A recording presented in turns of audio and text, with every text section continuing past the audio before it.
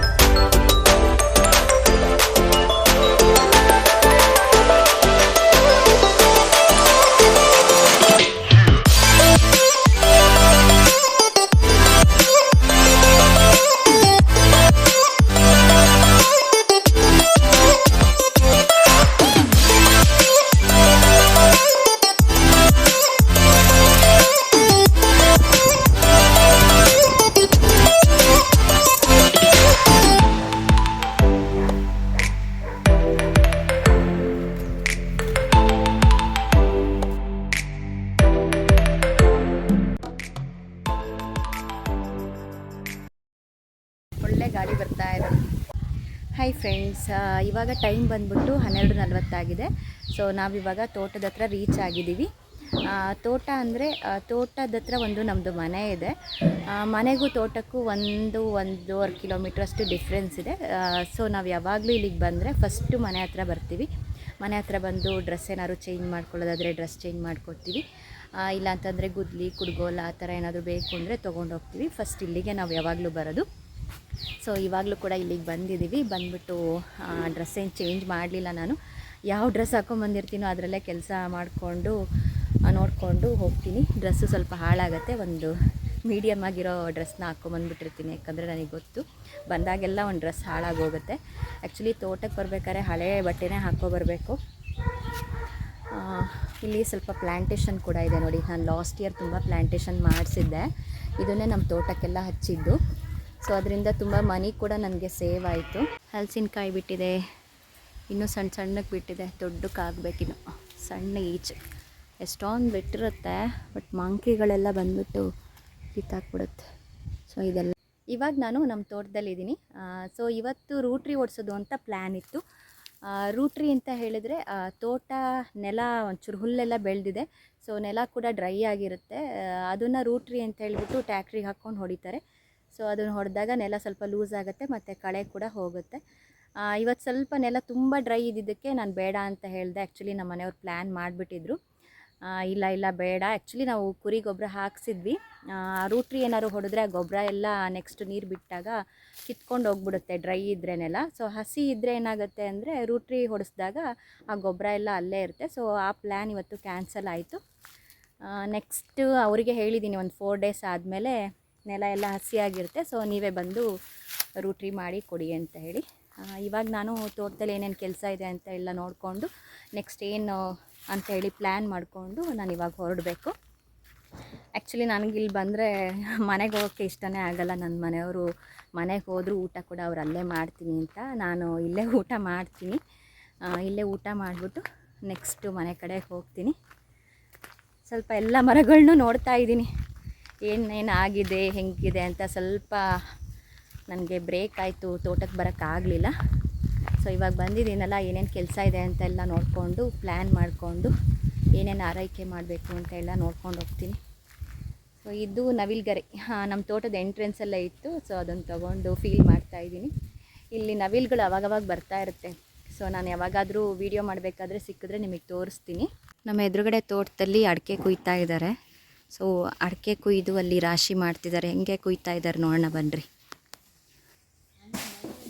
ನೋಡಿ ಇಲ್ಲಿ ಅಡಿಕೆ ಕುಯ್ತಾ ಇದ್ದಾರೆ. ಈ ಥರ ಎಲ್ಲ ಪಾಟ್ ಕಟ್ಕೊಂಡಿದ್ದಾರೆ. ಅಲ್ಲಿ ಅಡಿಕೆ ಕುಯ್ದು ಅಲ್ಲಿ ಹಾಕ್ಕೊಳ್ತಾರೆ. ಆ ಕಡೆ ಈ ಕಡೆ ಅಡಿಕೆ ಹೋಗಬಾರ್ದು ಅಂತ ಕುಯ್ದು ಈ ಥರ ಗೊನೆಗಳನ್ನ ಇಲ್ಲಿ ತಂದು ಹಾಕ್ಕೊಳ್ತಾರೆ. ಸೊ ಅಡಿಕೆಗಳನ್ನ ಈ ಥರ ಹಾಕ್ಕೊಂಡ್ಬಿಟ್ಟು ರಾಶಿ ಮಾಡಿಕೊಂಡು ಆಮೇಲೆ ತುಂಬಿಕೊಂಡು ಮನೆಗೆ ಹೋಗ್ತಾರೆ. ಇದು ನಮ್ಮ ಎದುರುಗಡೆ ತೋಟದ ಓನರು. ಅವ್ರು ಕುಯ್ತಾ ಇದ್ದಾರೆ ಈ ಥರ ಅಡಿಕೆ ನೋಡಿ. ಈ ಥರ ಉದ್ದ ಕೋಲಿಗೆ ಒಂದು ಕುಡುಗೋಲು ಕಟ್ಕೊಂಡಿದ್ದಾರೆ. ಸೊ ಎಷ್ಟು ಕಷ್ಟ ಕುಯ್ಯೋದು, ಪಕ್ಕದ ಗೊನೆಗೆ ಟಚ್ ಆಗಂಗಿಲ್ಲ, ತುಂಬ ಕಾನ್ಸಂಟ್ರೇಷನಿಂದ ಕುಯ್ಬೇಕು. ಓಕೆ ಓಕೆ ಓಕೆಪ್ಪ, ಆಯಿತು. ಅಲ್ಲಿಲ್ವಾ ನೋಡಿ ಎಷ್ಟು ಕಷ್ಟಪಟ್ಟು ಕುಯ್ತಾರೆ ಅಂತ. ಅದಕ್ಕೊಬ್ಬರು ಪಾಟ್ ಇಟ್ಕೊಂಡು ಆ ಗೊನೆನ ಕ್ಯಾಚ್ ಮಾಡ್ತಿದ್ದಾರೆ. ನೆಕ್ಸ್ಟ್ ನೋಡಿ ಇಲ್ಲಿ ಇಷ್ಟುದ್ದ ಕೋಲಲ್ಲಿ ಬಿತ್ತಾ. Okay right. ನೋಡಿ ಆ ಪಾಟಲ್ಲಿ ಕಲೆಕ್ಟ್ ಮಾಡ್ಕೊತಾರೆ. ಅದನ್ನು ಕಲೆಕ್ಟ್ ಮಾಡಿಕೊಂಡು ನೆಕ್ಸ್ಟ್ ಇಲ್ಲಿಗೆ ತಂದು ಹಾಕ್ತಾರೆ. ತಂದು ಹಾಕಿ ಈ ಗೊಂಚಲನ್ನೆಲ್ಲ ಬಡಿತಾರೆ. ಈ ಗೊಂಚಲಿದೆಯಲ್ಲ, ಈ ಗೊಂಚಲನ್ನೆಲ್ಲ ಅಲ್ಲಿ ಹಿಂಗೆ ಜೋರಾಗಿ ಬಡ್ದು ಬಿಡಿಸ್ಕೊತಾರೆ. ಬಿಡಿಸ್ಕೊಂಡ್ಬಿಟ್ಟು ಮನೆಗೆ ರಾಶಿ ಮಾಡಿ ತೊಗೊಂಡೋಗ್ತಾರೆ.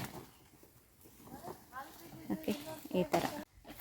ಗೋವಿಂದಣ್ಣ ನಿನ್ನೂ ವಿಡಿಯೋ ಮಾಡಿದ್ದೀನಿ ನೋಡಿ. ಅವ್ರ ತೋಟದ್ದು ಅಡಿಕೆ ಅವರೇ ಕುಯ್ಕೊತಿದ್ದಾರೆ. ಹಾಂ ಕುಯ್ಯಪ್ಪ ನೋಡಿ. ಈ ಥರ ಕುಯ್ದುಬಿಟ್ಟು ಈ ಥರ ಕ್ಯಾಚ್ ಹಿಡಿತಾರೆ. ಸೊ ಕ್ಯಾಚ್ ಹಿಡಿದ್ಬಿಟ್ಟು ದೂರ ಇರಬೇಕು ನೋಡಿ. ಇಲ್ಲಿ ಅಡಿಕೆ ಎಲ್ಲ ಕುಯ್ದುಬಿಟ್ಟು ಈ ಥರ ರಾಶಿ ಹಾಕಿದ್ದಾರೆ. ಇದು ನೋಡಿ ಗದ್ದೆ ಅರಬೆ ಸೊಪ್ಪಂತೆ. ಸೊ ನಮ್ಮ ಪಕ್ಕದ ತೋಟದ ಆಂಟಿ ಹೇಳ್ಕೊಟ್ರು ನನಗೆ. ಇದ್ರದ್ದು ಬಸ್ಸಾರು ತುಂಬ ಚೆನ್ನಾಗಾಗತ್ತಂತೆ. ನನಗೆ ಈ ಥರದ್ದೆಲ್ಲ ಸ್ವಲ್ಪ ಇಂಟ್ರೆಸ್ಟು. ಅದರಲ್ಲೂ ನಮ್ಮ ಅಮ್ಮಂಗೆ ತೊಗೊಂಡೋಗಿ ಕೊಟ್ಟರೆ ತುಂಬ ಖುಷಿ ಪಡ್ತಾರೆ. ಚೆನ್ನಾಗಿದೆ ಇದು ನೋಡಿ. ನೀವೇನಾದರೂ ನೋಡಿದರೆ ಗೊತ್ತಾಗತ್ತೆ ಗದ್ದೆ ಅರಬೆ ಸೊಪ್ಪು ಅಂತ. ನೆಕ್ಸ್ಟ್ ಇವಾಗ ಇನ್ನೇನು ನನಗೆ ಕೆಲಸ ಇಲ್ಲ ಇಲ್ಲಿ. ಊಟ ಮಾಡಿಕೊಂಡು ನೆಕ್ಸ್ಟು ಊರಿಗೆ ಹೊರಡಬೇಕು. ಮತ್ತೆ ನಾಳೆ ಬರ್ತೀನಿ. ನಾಳೆ ಬಂದು ಏನು ಕೆಲಸ ಇದೆ ಅಂತ ನೋಡಬೇಕು. ಸ್ವಲ್ಪ ಬಾಳೆ ಎಲೆ ಎಲ್ಲ ತುಂಬ ಕಟ್ ಮಾಡಿಬಿಟ್ಟಿದ್ದಾರೆ. ಸೊ ಹಂಗಾಗಿ ನನಗೆ ನಿಜವಾಗ್ಲೂ ಬೇಜಾರಾಯಿತು. ಎಲೆಗಳು ಆ್ಯಕ್ಚುಲಿ ನೆರಳಿಗೋಸ್ಕರ ನಾನು ಹಾಕಿದ್ದು, ಚಿಕ್ಕ ಮರಗಳಿಗೆ ನೆರಳಾಗಲಿ ಅಂತ. ಬಟ್ ಇಲ್ಲಿನ ಜನಗಳು ತುಂಬಾ ಕಟ್ ಮಾಡಿ ಹಾಕ್ಬಿಟ್ಟಿದ್ದಾರೆ. ಯಾರಂತ ನನಗೆ ಗೊತ್ತಿಲ್ಲ. ಸೊ ಯಾರು ಕಟ್ ಮಾಡಿದಾರೋ ಅವರಿಗೆ ಅರ್ಥ ಆಗಬೇಕು ಅಷ್ಟೇ. ಎಷ್ಟು ದುಡ್ಡು ಖರ್ಚು ಮಾಡಿ ನಾವು ಮಾಡಿರ್ತೀವಿ, ಈ ಥರ ಎಲ್ಲ ಮಾಡಬಾರ್ದು. ಅವ್ರ ತೋಟಗಳನ್ನಾದರೆ ಈ ಥರ ಮಾಡ್ಕೋತಾರ, ಹಾಳು ಮಾಡ್ಕೋತಾರ. ಈ ಥರ ಎಲ್ಲ ಮಾಡಬಾರ್ದು. ಅದೇ ಹೇಳಿದ್ದು, ತೋಟ ಸುಮ್ಮನೆ ಅಲ್ಲ, ಕಾಯಬೇಕು, ಹಗಲು ರಾತ್ರಿ ಕಾಯಬೇಕು.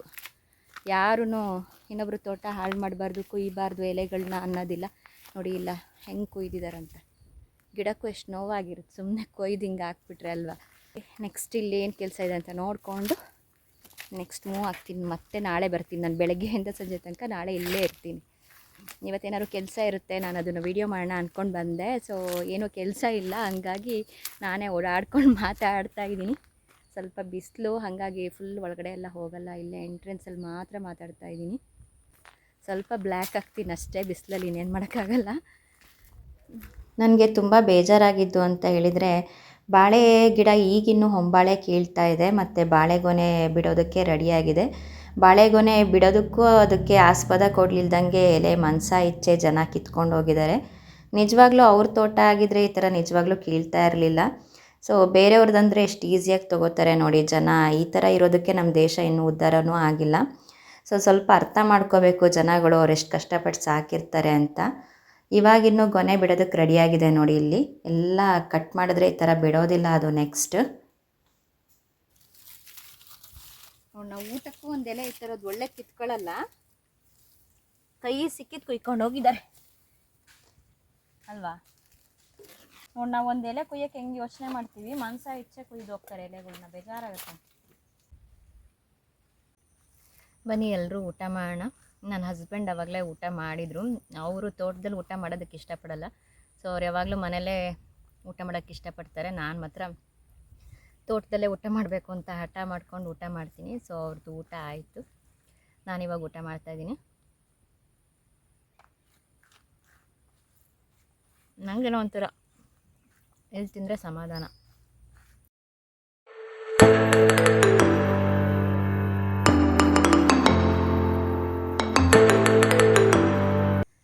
ಫ್ರೆಂಡ್ಸ್, ಇನ್ನೇನು ನಾನು ವಾಪಸ್ ಹೊರಡ್ತಾ ಇದ್ದೀನಿ. ಆ್ಯಂಡ್ ಈ ವಿಡಿಯೋ ಏನಾದರೂ ನಿಮ್ಗೆ ಇಷ್ಟ ಆಗಿದ್ದರೆ ಒಂದು ಲೈಕ್ ಮಾಡಿ, ಹಾಗೆ ನನ್ನ ಚಾನಲ್ನ ಸಪೋರ್ಟ್ ಮಾಡಿ, ಸಬ್ಸ್ಕ್ರೈಬ್ ಮಾಡಿ. ಆ್ಯಂಡ್ ನೀವು ಕೊಡೋ ಲೈಕಿಂದ ನನಗೆ ನಿಮಗೆ ವಿಡಿಯೋ ಇಷ್ಟ ಆಗಿದೆ ಅಂತೇಳಿ ಗೊತ್ತಾಗುತ್ತೆ.